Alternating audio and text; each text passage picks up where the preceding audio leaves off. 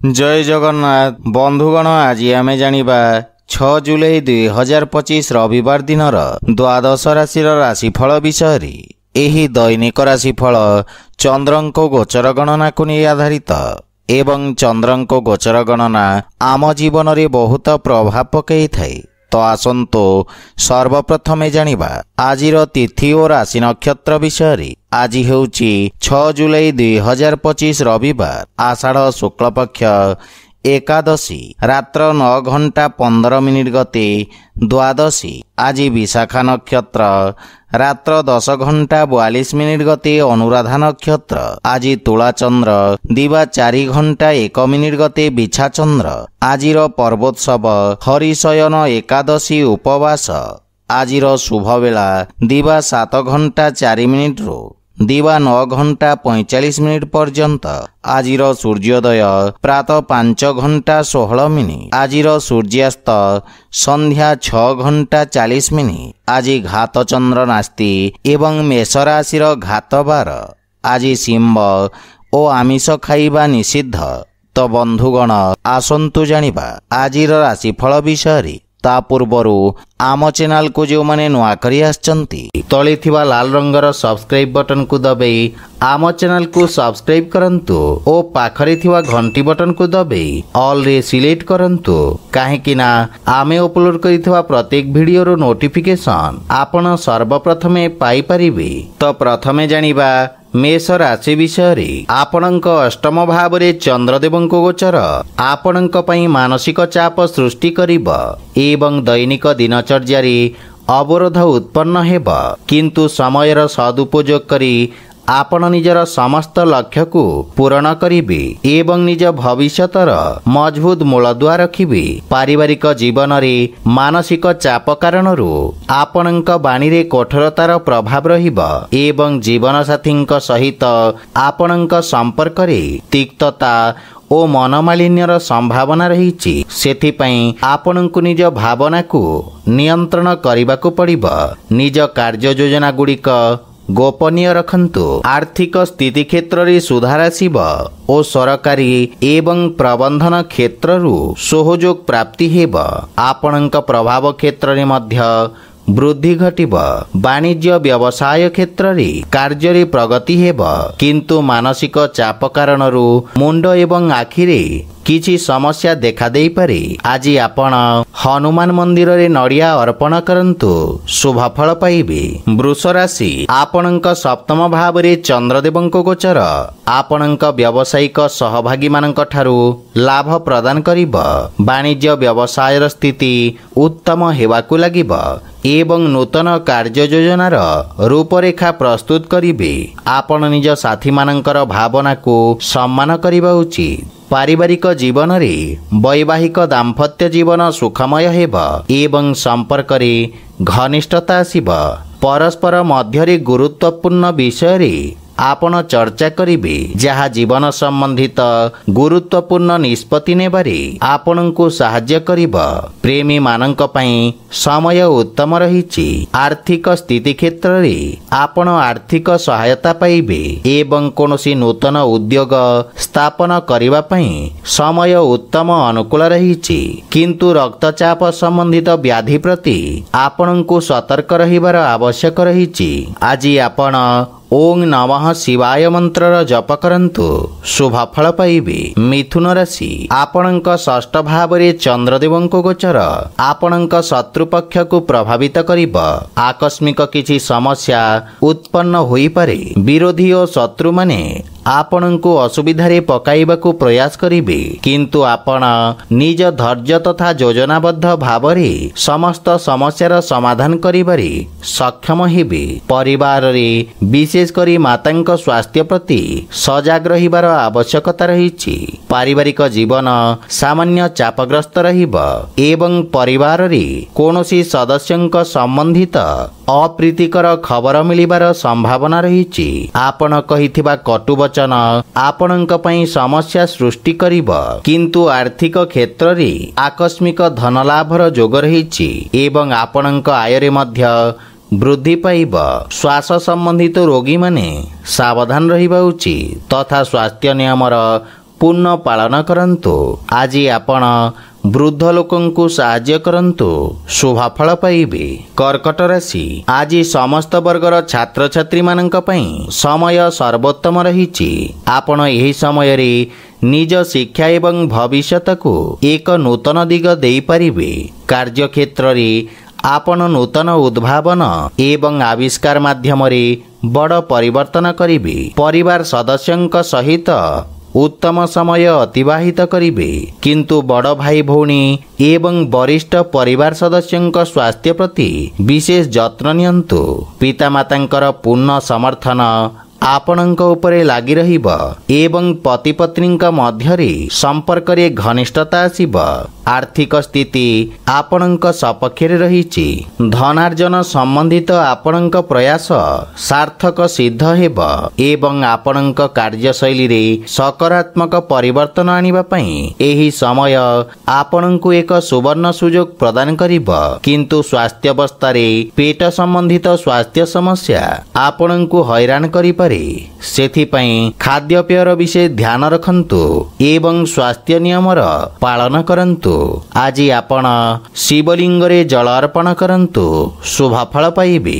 ସିଂହ ରାଶି, ଏହି ଅବଧିରେ ଆପଣଙ୍କ ଦ୍ୱାରା କରାଯାଇଥିବା ପ୍ରୟାସ ଭବିଷ୍ୟତରେ ଆପଣଙ୍କ ଧନଲାଭ ତଥା ସମ୍ପତ୍ତି ଅର୍ଜନର କାରଣ ହେବ। କିନ୍ତୁ କ୍ରୋଧରେ ନିୟନ୍ତ୍ରଣ ବଜାୟ ରଖନ୍ତୁ ଏବଂ କୌଣସି ଗୁପ୍ତ ଶତ୍ରୁ ଆପଣଙ୍କୁ ବିଚଳିତ କରିପାରେ। ଯେକୌଣସି ଗୁରୁତ୍ୱପୂର୍ଣ୍ଣ କାର୍ଯ୍ୟ ଦିନର ଦ୍ୱିତୀୟାର୍ଦ୍ଧରେ କରନ୍ତୁ, ସଫଳତା ପାଇବେ। ବିଦେଶରେ ବାଣିଜ୍ୟ ବ୍ୟବସାୟ କରୁଥିବା ବ୍ୟକ୍ତିଙ୍କୁ ସୁଖଦ ସମାଚାର ପ୍ରାପ୍ତି ହେବ ଏବଂ ପାରିବାରିକ ଜୀବନରେ ଗୃହର ସାଜସଜ୍ଜା ଓ ରକ୍ଷଣାବେକ୍ଷଣରେ ଆପଣ ବ୍ୟସ୍ତ ରହିବେ। ଅନାବଶ୍ୟକ ବସ୍ତୁ କ୍ରୟ କରି ଆପଣ ଖର୍ଚ୍ଚାନ୍ତ ହେବେ, କିନ୍ତୁ ପରିବାର ସଦସ୍ୟଙ୍କ ସହଯୋଗ ପ୍ରାପ୍ତି ହେବ। କେତେକ ଘରୋଇ ଇଲେକ୍ଟ୍ରୋନିକ୍ସ ସାମଗ୍ରୀ ଖରାପ ହେବାର ସମ୍ଭାବନା ରହିଛି ଏବଂ ଆଜି କୌଣସି ଅନାବଶ୍ୟକ କାର୍ଯ୍ୟ ହାତକୁ ନେବା ଉଚିତ ନୁହଁ। ଆର୍ଥିକ ସ୍ଥିତି ମଜବୁତ ହେବାକୁ ଲାଗିବ, କିନ୍ତୁ ଅନାବଶ୍ୟକ ଖର୍ଚ୍ଚ ଉପରେ ନିୟନ୍ତ୍ରଣ ବଜାୟ ରଖନ୍ତୁ। ଯେକୌଣସି ବିପଦପୂର୍ଣ୍ଣ କାର୍ଯ୍ୟ କରିବା ସମୟରେ କିମ୍ବା ଯାନବାହନ ଚଳାଚଳ ସମୟରେ ବିଶେଷ ସାବଧାନ ରୁହନ୍ତୁ, ଅନ୍ୟଥା ଦୁର୍ଘଟଣାର ଯୋଗ ରହିଛି। ଆଜି ଆପଣ ହନୁମାନ ଚାଳିଶାର ପାଠ କରନ୍ତୁ, ଶୁଭଫଳ ପାଇବେ। କନ୍ୟା ରାଶି, ଆଜି ଆପଣଙ୍କ ପ୍ରଭାବ କ୍ଷେତ୍ରରେ ବୃଦ୍ଧି ଘଟିବ ଏବଂ ବିରୋଧୀ ଓ ଶତ୍ରୁମାନେ ପରାସ୍ତ ହେବେ ତଥା ସମୟ ଆପଣଙ୍କ ପାଇଁ ଅତ୍ୟନ୍ତ ଶୁଭ ରହିଛି ଏବଂ ଭାଗ୍ୟ ଆପଣଙ୍କ ସପକ୍ଷରେ ରହିବ। ସେଥିପାଇଁ ଜୀବନରେ ଆସୁଥିବା ସମସ୍ତ ସମସ୍ୟା ଦୂର ହେବାକୁ ଲାଗିବ। ଯୋଜନାବଦ୍ଧ ଭାବରେ କରାଯାଇଥିବା କାର୍ଯ୍ୟରେ ଉତ୍ତମ ସଫଳତା ହାସଲ କରିବେ। ପରିବାର ସମ୍ବନ୍ଧିତ କୌଣସି ସୁଖଦ ସମାଚାର ପ୍ରାପ୍ତି ହେବାରୁ ମନରେ ପ୍ରସନ୍ନତାର ଭାବ ରହିବ ଏବଂ ମାତାପିତାଙ୍କ ସମର୍ଥନ ଏବଂ ମାର୍ଗଦର୍ଶନ ଦ୍ୱାରା ଆପଣ ଉପକୃତ ହେବେ। ଜୀବନ ସାଥୀଙ୍କ ସହିତ ସମ୍ପର୍କ ସୁଦୃଢ଼ ହେବ, କିନ୍ତୁ ପରିବାରର ସୁଖ ସୁବିଧାରେ ଆପଣ ଖର୍ଚ୍ଚ କରିବେ ଏବଂ ଲାଇଫ୍ ପାର୍ଟନରଙ୍କ ପୂର୍ଣ୍ଣ ସମର୍ଥନ ପ୍ରାପ୍ତି ହେବ। ଆର୍ଥିକ ସ୍ଥିତି କ୍ଷେତ୍ରର ବିକାଶ ହେବ। ନୂତନ କାର୍ଯ୍ୟର ରୂପରେଖା ପ୍ରସ୍ତୁତ କରିବେ। ସ୍ୱାସ୍ଥ୍ୟାବସ୍ଥା ଉତ୍ତମ ଅନୁକୂଳ ରହିବ ଏବଂ ଆପଣଙ୍କ ନିର୍ଣ୍ଣୟ ନେବାର କ୍ଷମତା ବିକଶିତ ହେବ। ଆଜି ଆପଣ ଶିବଲିଙ୍ଗରେ ଦୁଗ୍ଧାଭିଷେକ କରନ୍ତୁ, ଶୁଭଫଳ ପାଇବେ। ତୁଳା ରାଶି, ଆଜି କୌଣସି ନୂତନ ଯୋଜନା ପାଇଁ ଆର୍ଥିକ ସହାୟତା ମିଳିବ। ଯେକୌଣସି ନିବେଶ ପାଇଁ ସମୟ ଉତ୍ତମ ଅନୁକୂଳ ରହିଛି, କିନ୍ତୁ ବିଶେଷଜ୍ଞଙ୍କ ପରାମର୍ଶରେ ଯେକୌଣସି ପ୍ରକାର ନିଷ୍ପତ୍ତି ନିଅନ୍ତୁ ଏବଂ ଅତ୍ୟଧିକ ଆତ୍ମବିଶ୍ୱାସରୁ ଆପଣ ଦୂରେଇ ରୁହନ୍ତୁ। ବାଣିଜ୍ୟ ବ୍ୟବସାୟରେ ସର୍ବୋତ୍ତମ ପରିବର୍ତ୍ତନ କରିବେ। ପାରିବାରିକ ଜୀବନରେ ଭାଇ ଭଉଣୀଙ୍କ ସମର୍ଥନ ପ୍ରାପ୍ତି ହେବ ଏବଂ ଆପଣ ନିଜର ମଧୁର ବାଣୀ ଦ୍ୱାରା ସମସ୍ତଙ୍କୁ ଆକର୍ଷିତ କରିବେ। ପରିବାରରେ ଆପଣଙ୍କୁ ଏକ ନୂତନ ପରିଚୟ ମିଳିବ। ଆପଣଙ୍କ ବ୍ୟକ୍ତିତ୍ୱରେ ଆସିଥିବା ସକାରାତ୍ମକ ପରିବର୍ତ୍ତନକୁ ସମସ୍ତେ ପ୍ରଶଂସା କରିବେ। ପରିବାରର ସମସ୍ତଙ୍କ ସହିତ ନମ୍ର ବ୍ୟବହାରରୁ ଆପଣ ଲାଭ ଓ ମାନସିକ ଶାନ୍ତି ପାଇବେ, କିନ୍ତୁ ଆର୍ଥିକ ସ୍ଥିତି କ୍ଷେତ୍ରରେ विशेष सावधान रुहन्तु एवं समस्त आर्थिक कारोबार को अति जत्न सहकारे करन्तु। दीर्घ दिन धरी थिबा स्वास्थ्य संबंधित समस्या समाप्त हेब।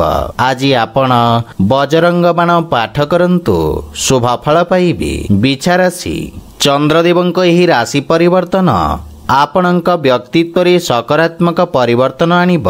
आक्रोशरे ह्रास पाइबा कारणरू सहयोगी मानक समर्थन प्राप्ति हेब एवं किछि समय धरि चली आसुथिबा समस्यार समाधान हेब। पारिवारिक जीवन रे आपण निज जीवन साथीଙ୍କ ठारू संपूर्ण समर्थन पाइबे, किंतु जीवन साथीଙ୍କ भावना को सम्मान देवा उचित। परिवार रे सुख एवं समृद्धता आसिब। संतान मानक सहित आपण शुभ समय अतिबाहित करिबे। आपणଙ୍କ आचरण समस्तଙ୍କୁ प्रभावित करिब एवं आर्थिक स्थिति सुदृढ़ हेबाकु लागिब। व्यवसायर विस्तार योजना रे आपण खर्च करिबे। जे कोनोसी गुरुत्वपूर्ण कार्य दिनर द्वितीयार्धरे करन्तु, सफलता पाइबे। स्वास्थ्य अवस्था रे चर्म संबंधित रोगरू आपण आराम पाइबे एवं विषाणु जनित रोगरू सावधान रुहन्तु। आज आपण हनुमान मंदिर रे नड़िया अर्पण करन्तु, शुभ फल पाइबे। धनुराशि आपणଙ୍କ द्वादश भाव रे चंद्रदेवଙ୍କ गोचर आपणଙ୍କୁ मानसिक अशांति ओ समस्या उत्पन्न करिब, किंतु नूतन कौशलर प्रयोगरू वाणिज्य व्यवसाय क्षेत्र रे किछि बड़ परिवर्तन आसिब। आपण किछि नूतन तथ्य संग्रह करिबे जहा भविष्यत रे आपणଙ୍କ ପାଇଁ उपयोगी सिद्ध हेब। पारिवारिक जीवन रे कोनोसी भूल बुझाबणा हेबाकू दियंतु नाही एवं परिवार सदस्यଙ୍କ सहित भविष्यत संबंधित नूतन योजना प्रस्तुत करी सफलता पाइबे तथा परिवारर सहयोगरू आपण आगकू बढ़िबे एवं किछि नुआ कार्य करिबाकू आपण आग्रह प्रकाश करिबे, किंतु जीवन साथीଙ୍କ सहित किछि मनोमालिन्यर स्थिति रहिब। प्रेम संपर्क को नै मध्य आपण सामान्य चिंतित रहिबे। आर्थिक स्थिति सुदृढ़ रहिछि, किंतु खर्च उपरे नियंत्रणर आवश्यक रहिछि। पूर्वरु लागि रहितबा स्वास्थ्य समस्या आपणଙ୍କୁ हैरान करि पारे, सेथिपई स्वास्थ्य अवस्थार विषय ध्यान रखन्तु। आज आपण हनुमान चालीसार पाठ करन्तु, शुभ फल पाइबे। मकर राशि आपणଙ୍କ एकादश भाव रे चंद्रदेवଙ୍କ गोचर आपणଙ୍କ जीवन स्तर को उच्च करिब एवं कार्य क्षेत्र रे नूतन परिवर्तन आपणଙ୍କ वाणिज्य व्यवसाय को विस्तार करिब। आपण निज लक्ष्य को पूर्ण करिबारे सक्षम हेबे एवं आगको बढ़िबार अवसर पाइबे। पारिवारिक जीवन रे पारिवारिक स्थिति मजबूत रहिब एवं परिवार रे सुख समृद्धि आसिब। पितांक पक्षरु पूर्ण समर्थन मिलिब। जीवन साथींक सहित वैवाहिक दाम्पत्य जीवन सुखमय हेब एवं प्रेम जीवन पई मध्य समय अत्यंत शुभ रहिछि। आर्थिक स्थिति क्षेत्र रे पूर्वरु बकिया दिया जाइथिबा अर्थ आज आपण फेरी पाइबे, सेथिपई आर्थिक स्थिति पुनः सुदृढ़ हेबाकू लागिब। कार्य क्षेत्र रे अधिक परिश्रम एवं गंभीरतार आवश्यक रहिछि, किंतु जीवन साथी को स्वास्थ्य संबंधित समस्यार सामना करबाकू पड़ी पारे, सेथिपई जीवन साथी स्वास्थ्य अवस्थार विषय ध्यान रखन्तु। आज आपण शिव चालीसा पाठ करन्तु, शुभ फल पाइबे। कुंभ राशि आपणଙ୍କ दशम भाव रे चंद्रदेवଙ୍କ गोचर आपणଙ୍କ कार्य क्षेत्र रे सकारात्मक परिवर्तन आनिब एवं परिस्थिति रे सुधार देखिबाकू मिलिब। आपण समस्त प्रकारर लाभ अर्जन करिबे। पूर्वरु फसी रहितबा धन प्राप्तिर जोग रहिछि। पद तथा प्रतिष्ठा प्राप्त करिबे। आपण कोनोसी नूतन व्यवसाय प्रारंभ करिबाकू योजना करिबे। पारिवारिक जीवन रे संतान पक्षरु पूर्ण सहयोग प्राप्ति हेब एवं पितांक आशीर्वादरु आपण समस्त बाधा विघ्न को सफलतार सहित दूर करिबे।